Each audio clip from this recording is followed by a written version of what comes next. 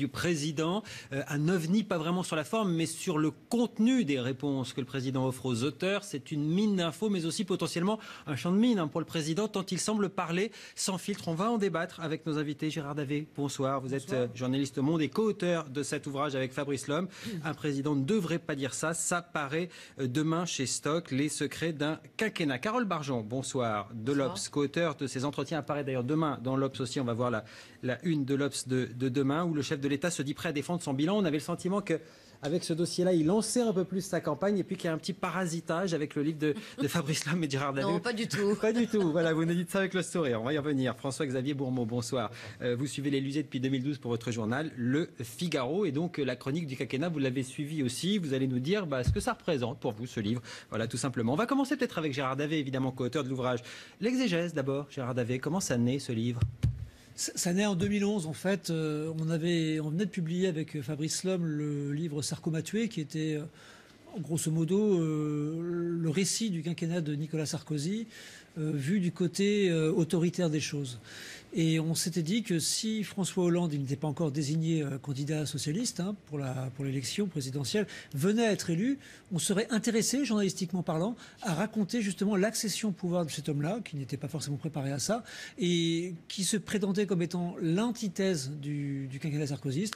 Est-ce qu'il tiendrait parole? Donc c'est né comme ça, on a été le voir, on lui a présenté notre projet, il a dit OK, et donc on a... Et après ça a suivi. Et on a enchaîné. C'est parce que vous aviez écrit un livre qui n'était pas très favorable à Nicolas Sarkozy qui vous a fait confiance à ce point? J'imagine que ça a dû jouer un rôle, mais dans notre esprit, c'était surtout le côté journalistique qui nous intéressait. Parce qu'il vous parle d'une manière absolument incroyable, c'est-à-dire c'est sans filtre. N'importe quel journaliste politique, et vous n'en êtes pas un, justement, ça a peut-être joué, mais n'importe quel journaliste politique rêverait d'avoir le quart du tiers d'une des confidences qu'il vous fait. Oui, mais ce qu'il faut bien voir, c'est sur une centaine d'heures d'entretien, voire un peu plus, on a utilisé même pas le tiers ou la moitié. C'est-à-dire qu'il y a beaucoup d'aspects qui ne sont pas intéressants dans ces discussions, ou en tout cas qui sont très langue de bois, comme on dit souvent. Et donc, on a évidemment pris ce qui nous intéressait le plus. Donc, c'est l'intérêt de l'avoir vu souvent et longtemps. Ça nous a aidés. Combien de fois vous l'avez vu? 61 fois. Sur le quinquennat, 61 Sur fois. le quinquennat et même avant le quinquennat. C'est étonnant, il a le temps de voir des journalistes 61 fois sur le quinquennat pour raconter lui-même son quinquennat. Oui, parce qu'il n'a pas vu que nous, il a vu des confrères à nous, il en voit beaucoup, il en voit souvent, il en voit tout le temps. Ça vous a pas surpris qu'il soit aussi disponible pour vous? Il n'était pas tout le temps disponible. C'est-à-dire que nous, si on résume bien, sur 5 ans, on l'a vu une fois par mois, grosso modo. Et c'est pas si énorme que ça pour un livre qui est censé raconter son quinquennat. Jean-Pierre Elkabbach, à l'époque, quand il a eu Mitterrand, il l'a vu très très souvent aussi dans mes souvenirs.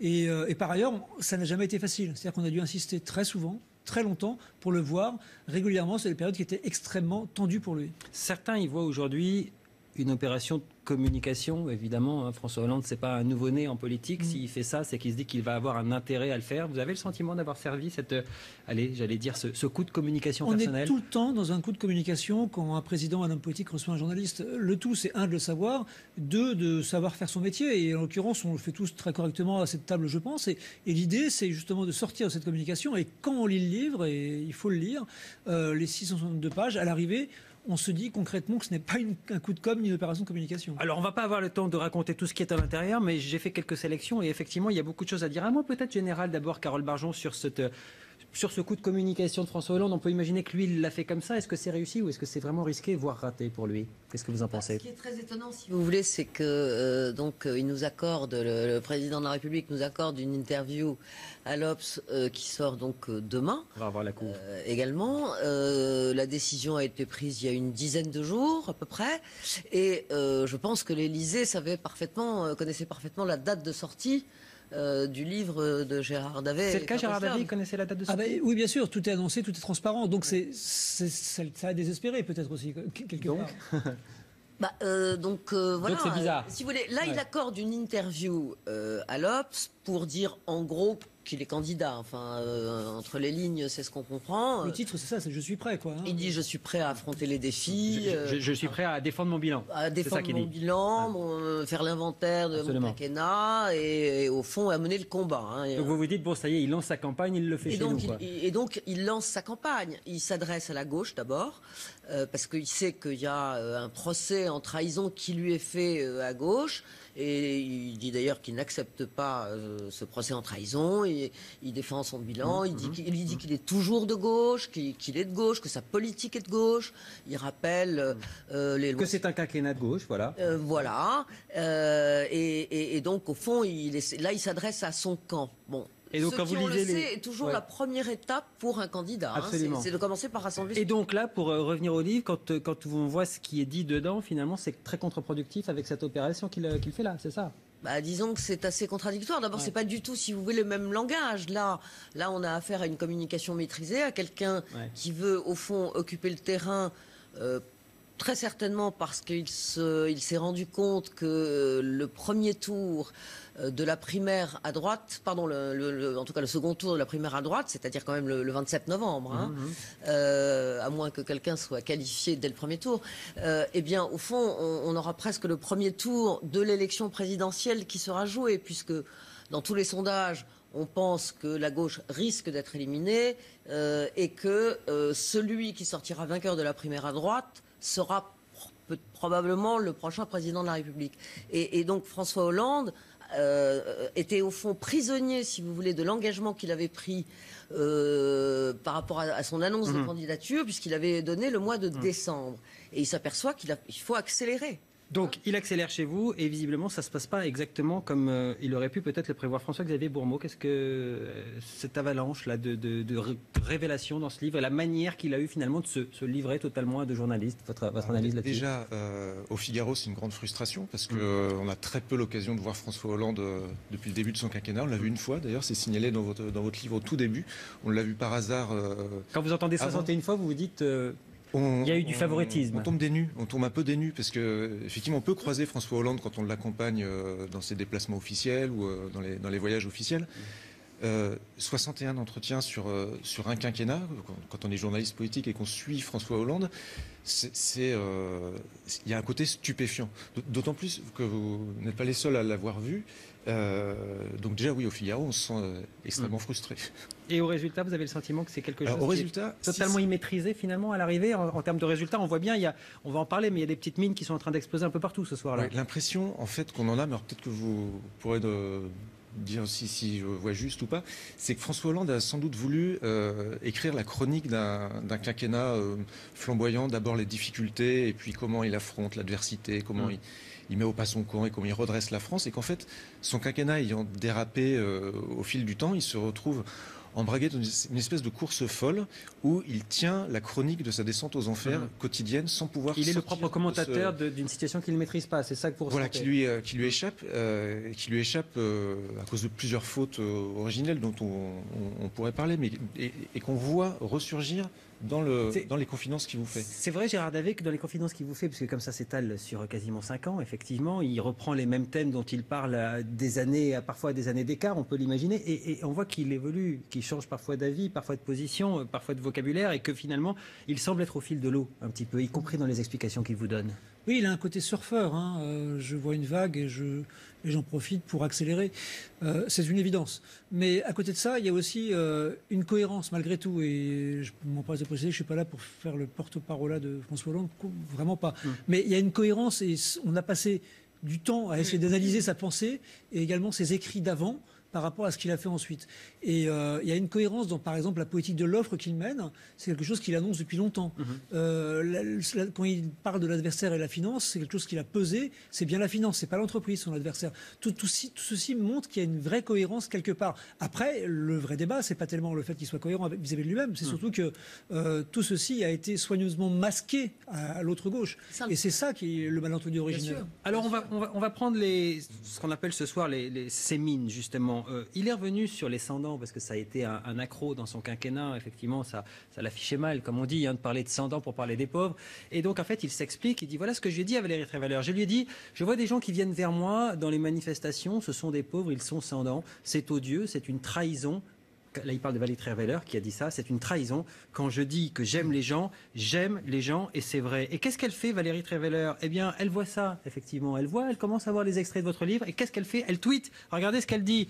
Elle tweet: un texto qui a été envoyé par François Hollande le 31 mai 2008 à 12h39. Voilà ce qu'il lui disait François Hollande à Valérie Trierweiler. Je suis avec ma copine Bernadette dans une grande manifestation dans son canton. Je lui ai fait un numéro de charme, mais tu ne dois pas t'inquiéter. Dans son discours, elle a fait un lapsus formidable, rire général, même chez les sans-dents. Voilà, c'est pas en 2008, c'est bien en 2005. Non, elle a corrigé, en fait, c'est effectivement en 2008. Alors évidemment, quand on voit tomber ce tweet, qu'est-ce qui se passe? Le porte-parole du gouvernement, il est en train de faire son point presse, justement hebdomadaire. Regardez ce qui se passe, c'était quand même assez surréaliste. Alors, c'est quoi ce tweet? Il faut commencer par celui du bas. Ah oui, parce qu'en plus, il y en a plusieurs.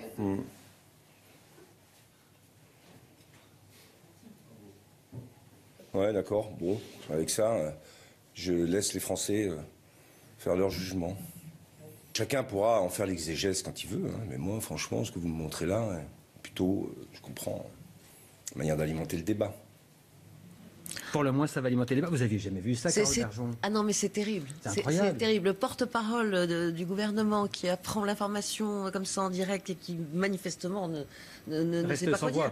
Et il a eu d'ailleurs d'autres soucis, Stéphane Le Foll, puisque dans votre livre, François Hollande dit à un moment que de toute façon, l'aéroport de Notre-Dame-des-Landes ne verra pas le jour. Et Stéphane Le Foll, dans son point presse, est obligé là aussi de corriger et de dire non, pas du tout, ce propos n'est plus d'actualité, puisque entre-temps, comme on sait, il y a eu un référendum au sujet de cet aéroport. Enfin, et tout est comme ça.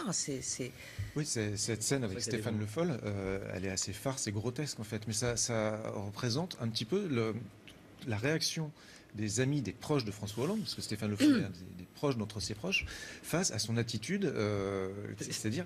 Eux-mêmes ne sont pas forcément au courant de tout ce qui se passe derrière. Finalement, vous les voyez plus qu'eux, Gérard Davet, c'est presque ça qu'on semble comprendre. Même leurs proches amis, ils les voient moins. Le Foll, je ne suis pas sûr, parce qu'ils sont quand même vraiment très très proches et ils se voient très très souvent. Mais c'est vrai que la réaction que je n'avais pas vue là, de Stéphane Le Foll est assez surprenante, c'est le moins qu'on puisse dire, quoi. C'est même une litote. Mais... c'est malheureusement depuis 5 ans, c'est cette chronique-là que vous écrivez au quotidien, c'est cette chronique-là à la fois d'une certaine imprudence, mais également d'une certaine maladresse et d'une communication absolument immaîtrisée, quoi. Carole Bergeon, pardon, vous parliez de cette une justement de l'Obs, où il défend son bilan, un bilan de gauche, dit-il, et il y a ces petites phrases qu'on retrouve dans votre livre sur l'immigration, sur l'islam, qui peuvent peut-être désarçonner un sympathisant de gauche. Sur l'immigration, par exemple, je pense qu'il y a trop d'arrivées d'immigration qui ne devraient pas être là. Sur l'islam, oui, il y a un problème avec l'islam, parce que l'islam demande des lieux, des reconnaissances. Quand il vous dit ça, Gérard Davet, il sait que ce qu'il est en train de dire est transgressif, j'allais dire, par rapport au discours général de la gauche. Finalement, il est en train de préparer la recomposition politique qu'il appelle aussi de ses voeux d'ailleurs. J'ose l'espérer qu'il le sait, oui, bien sûr, parce que on ne le force pas à parler. Et encore une fois, tout ça est tout à fait transparent et cohérent. On a avec lui, il y a 3 enregistreurs branchés sous son nez. Oui, ils ne sont pas cachés dans une veste, c'est ça que vous voulez dire. On est connu comme tel, on est aussi connu pour dire ce qu'on voit et ce qu'on sait. Donc franchement, il n'y a pas d'embuscade en l'occurrence. Hein. Donc non, je pense qu'il dit vraiment quelque part ce qu'il pense aussi. Mais du coup, Carole Bergeon... C'est un problème parce que tout de même, il y a aussi par exemple une phrase sur la lâcheté des magistrats. Ah, on va y revenir, attendez. Pardon. Parce que ça c'est quelque chose en soi. On va y revenir. Oui. Mais sur l'islam et sur l'immigration, c'est vrai qu'il n'est pas sur ce train-là dans votre interview à vous. Ah non, mais pas du... Bon, alors il est exact que nous, on lui a posé pas mal de questions sur son bilan économique et social. Il parle aussi beaucoup de la droite, ce qui est intéressant, et c'est la première fois. Et il attaque notamment Alain Juppé.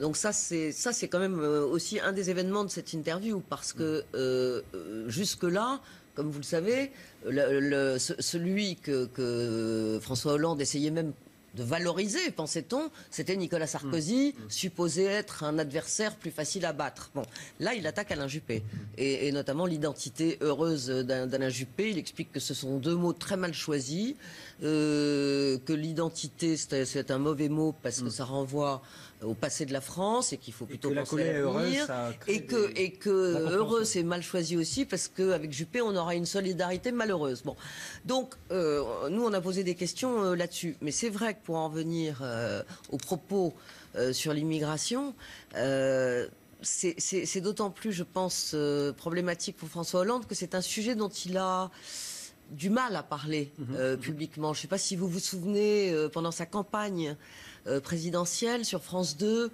je crois que c'était David Pujadas, avait dû lui poser 3 ou 4 fois la question pour qu'il finisse par répondre. Donc c'est un sujet, on sent, comme toute la gauche, qui embarrasse souvent la gauche, parce que c'est vrai que c'est un sujet très délicat. Et là, c'est vrai que ce qu'il dit... tout d'un coup, c'est une espèce de missile. En tout cas, c'est nouveau. François-Xavier Bourmeau, il aurait gagné peut-être à être beaucoup plus clair sur ces questions-là aussi publiquement pendant son quinquennat, selon vous, puisqu'il l'assume aujourd'hui. Sur ces questions-là et sur d'autres questions aussi, il fallait être beaucoup plus clair de façon générale, parce que vous le rappeliez, il attaque Alain Juppé dans l'interview à l'Obs, mais François Hollande a toujours pensé qu'il se retrouverait face à Nicolas Sarkozy. Toute sa stratégie était construite contre Sarkozy. La Juppé remonte dans les sondages, et donc il se réoriente sur Juppé. Ça souligne autre chose, autre chose dont j'ai l'impression qu'on retrouve dans votre livre, c'est ce président qui est extrêmement dans la tactique et pas dans la stratégie. C'est-à-dire la tactique, les petits coups au jour le jour, et pas dans la stratégie avec les objectifs à long terme.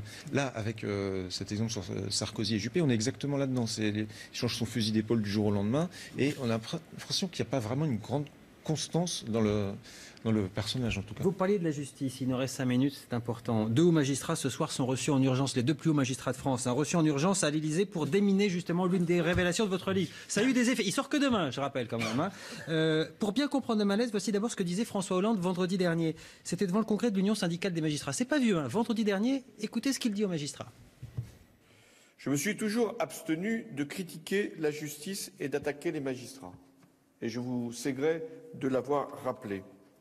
J'ai veillé à ce qu'aucune décision d'aucun tribunal ne soit contestée ni même commentée par le pouvoir exécutif. Et la patatras, qu'est-ce qu'il dit dans ce livre à propos de la justice? Une institution de lâcheté. C'est quand même ça, tous ces procureurs, tous ces hauts magistrats. On se planque, on joue les vertueux.